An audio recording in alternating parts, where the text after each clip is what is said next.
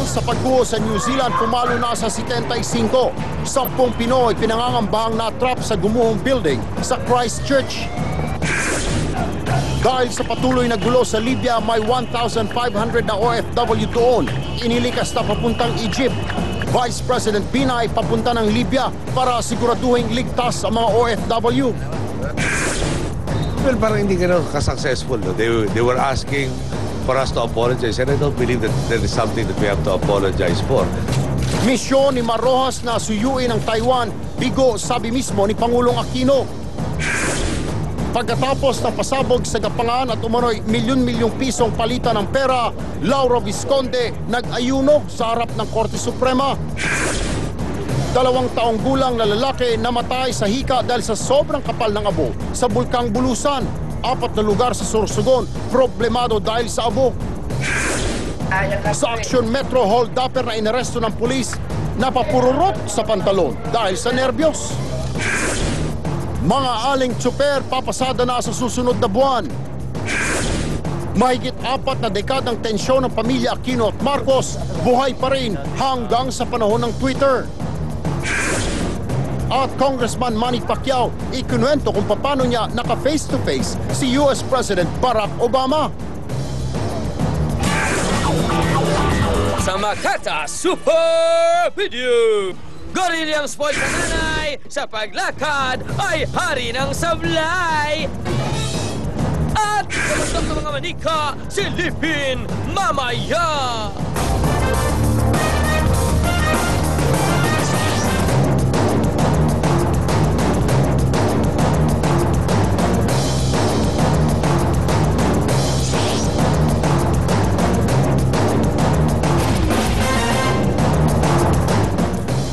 Pilipinas, magandang gabi. Ngayong 23 ng Pebrero. Ang maaksyong balita. Pahirapan ngayon ang rescue operation sa Christchurch, New Zealand na niyanig ng 6.3 magnitude na lindol kahapon. Kabilang ang 10 Pinoy na pinaniniwalaang na-trap sa gumuhong gusali doon. Naomi Dairit, ikwento mo. Ito na lang ang natira sa gumuhong gusali ng Canterbury TV station sa Christchurch, New Zealand. Sa building na ito, sinasabing na-trap ang 10 Pinoy na nakabase sa syudad.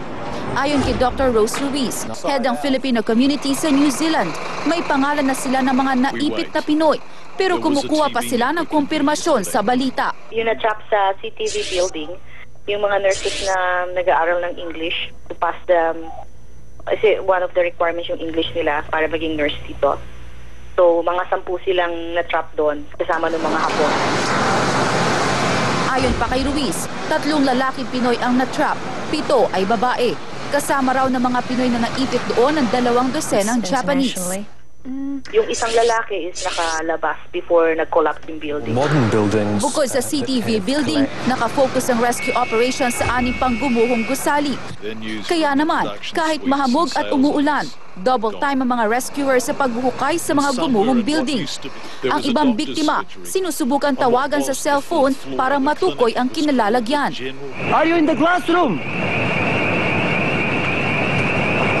Pumalo na sa 75 ang patay sa 6.3 magnitude na lindol na yumanig sa Christchurch. 120 na ang nailigtas, pero 300 pa ang nawawala.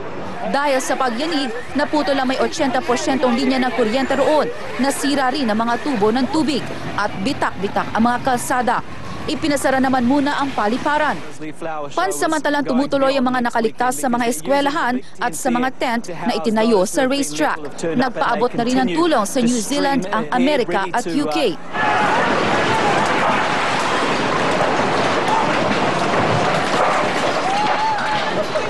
Ito na ikalawang pinakamalalang kalamidad na tumama sa New Zealand sa loob ng 80 taon. Ang pinakamatindi noon pang 1931 kung saan umabot sa 250 ang namatay. Naomi Dairit, News 5. At kaugnay ng balitang yan, makibalita tayo sa sitwasyon ng mga Pilipino doon sa Christchurch, New Zealand. Mula kay Boboy Costas, isang Filipino journalist na nakabase sa naturang bansa. Magandang gabi, Boboy. Magandang gabi, Erwin. Yes, sir. Kumusta na hoy kayo dyan, mga kababayan natin sa New Zealand, sa particular na dyan sa Christchurch? We're getting by, Erwin.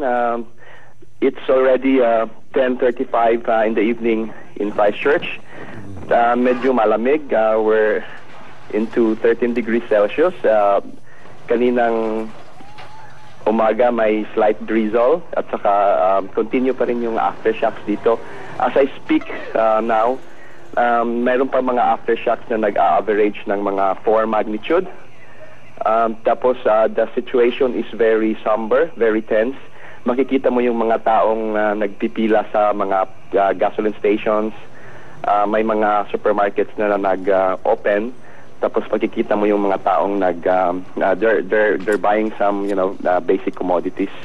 Kumusta ang inyong mga tirahan, Boboy, at saka yung mga pagkain? Sapat pa rin ba o nagkakaubusan na dahil nagpa-panic buying ang mga kababayan natin at saka yung mga residente dyan sa Christchurch? Hindi naman, Erwin, kasi yung mga bahay namin dito are structurally sound, so may mga tinatawag silang mga strict building code for earthquake. So halimbawa yung bahay namin, it was built in the 80s pero talagang structurally sound siya. So pag nag-earthquake, hindi kami lumalabas pag nag-aftershocks. What we do is we usually stay on the threshold of yung sa mga doors. Okay. In terms of food naman, hindi naman nagpa-panic buying yung mga tao. Pero makikita mo talaga sa sa mga reactions na pumipila sila, bumibili ng tubig. Kasi yung water pala dito, the city water reservoir has been shut down. So the city mayor has appealed to residents not to take a bath and not to flush their toilets. Aside sa kakulangan ng tubig ngayon, Boboy, kumusta naman yung linya ng inyong komunikasyon? Mga telepono, mga kuryente?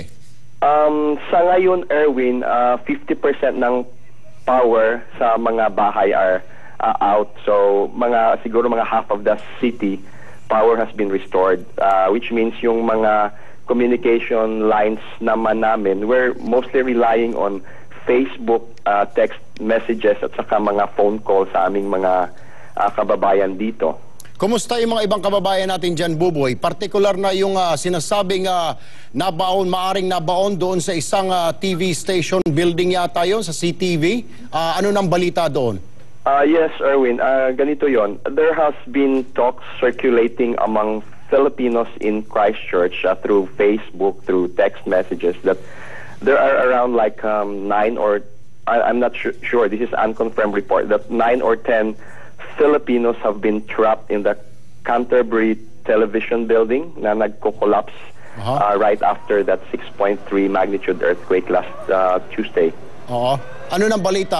Buhay pa ba? Sila ba'y na-rescue na? Dahil kanina pa yata umaga